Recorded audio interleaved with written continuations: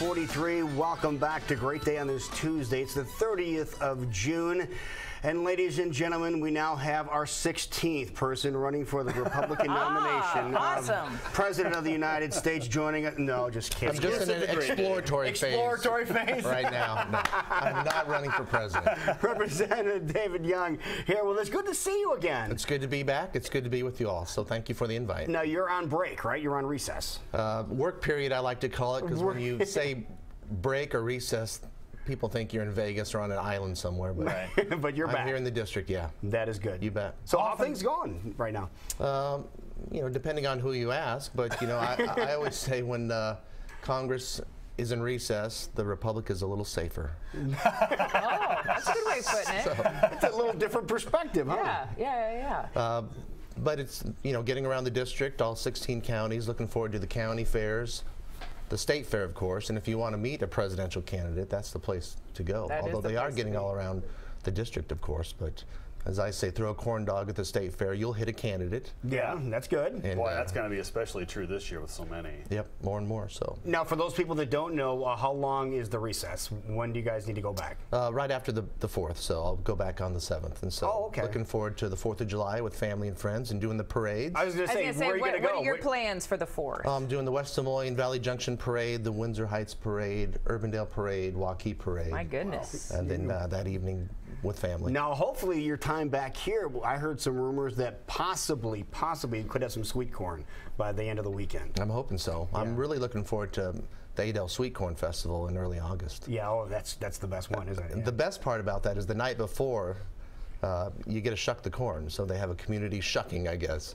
You going to help with that again? Oh, yeah, you bet. It's a good time. So when you come back on a week like this after what happened last week with the Supreme Court rulings, what are people saying to you already on email and things like that? What do you hear? Well, I had a town hall yesterday, and people were, you know, there's some who say I agree with the court and I don't agree with the court, and so I think America's, you know, still split on these issues, and we just need to find a way to get through it and talk in respectful manners and be tolerant on all sides. And sometimes we accept things that we don't necessarily agree with, but you know, who doesn't in life? Now, you said you had a town hall yesterday, and did you see anyone face to face that you may have contacted you via email earlier? Did you have a chance to see anybody like that?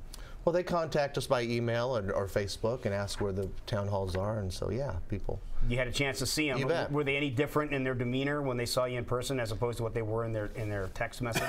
You know, when you're doing email, sometimes there's that barrier. You're not face to face. It feels a little safer to be a little bit more aggressive. Aggressive is a good word, but you know, for the most part, Iowans are. You know, we work hard and we're nice, and we have pretty sane discussions on these issues. So, what are you looking forward to when you go back? What's in front of you? What's Congress going to be dealing with? Well, I'm not really looking for. I'm not trying to speed the clock here to get back. He's savoring his time back home. But you know, I'm on the House Appropriations Committee, and one of the things you have to do every year is fund the federal government. And so, looking at these appropriations bills and watching how our money is spent. And I've said before, in the 70s, we had 8 members of Congress from Iowa, and now we have 4. And so there's less of a rural or Iowa voice when it comes to our issues in Congress. And you want to make sure that all the issues aren't, you know, urban centric like New York or California or Florida. So we want to make sure that we get a fair shake. And so we're doing the budget appropriations bills, and so also people are talking more and more about what happened last week in light of the Supreme Court decisions.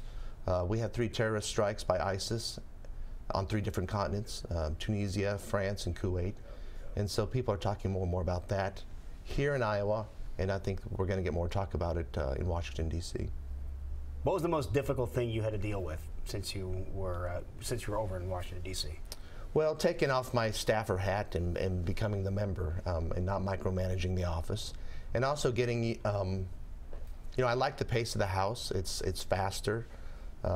The Senate was a little bit slower and deliberate and methodical, and you know, we would pass things in the House and wait and wait and wait. And we're still waiting on the Senate to do things, but that's kind of how things are laid out. They give and take, let things cool a little bit, and have that debate. So, was it as much work as you thought it was going to be?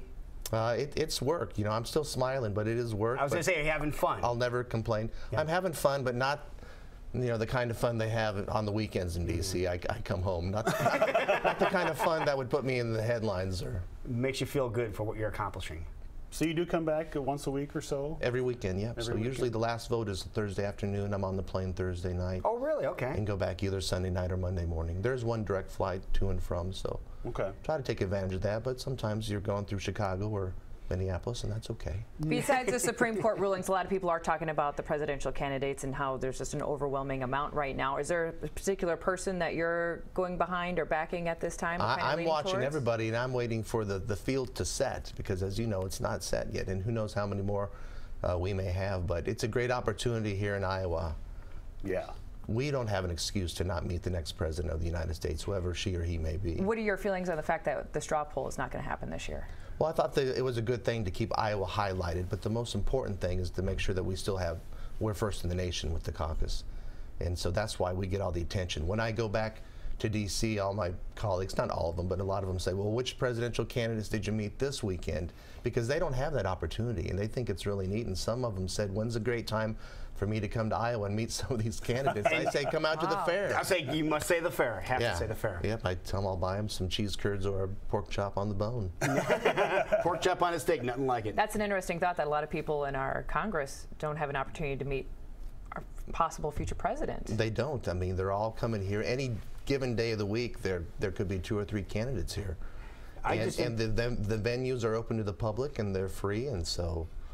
Well, I think you're at a very valid point when you say if you want to meet one of the presidential candidates, go to the fair, because they're probably all going to end up at the fair. But what better place to see them jump up on a hay bale and then talk to people and be one-on-one with them? And what worse place to see them take a bite of a corn dog? That's true, because the stand is right behind you, so you don't have to walk far for it. Those are those moments. Well, that is great. Well, thank you for coming over. It's great to be here. It was really nice to have you by, stopping by. Now, if you want to get a hold of David Young, here's how you do so. davidyoung.house.gov, so you can send him a message directly. And you see all your emails? I see a lot of them. A lot of them? You know, the staff will pull some out, and I'll try to answer them right there by either making a phone call or trying to email them back. And so. And I'll tell you one thing, we first met him quite a long time ago when you first came in and were visiting with us. We're going to test the water with this guy. And, you know, full disclosure, I'm liking you more and more every time you come over. Is that good or bad? No, that's good. That's a good thing. And I'm going to show you the reason why now. Tom, can you zoom your camera over here? Stand up.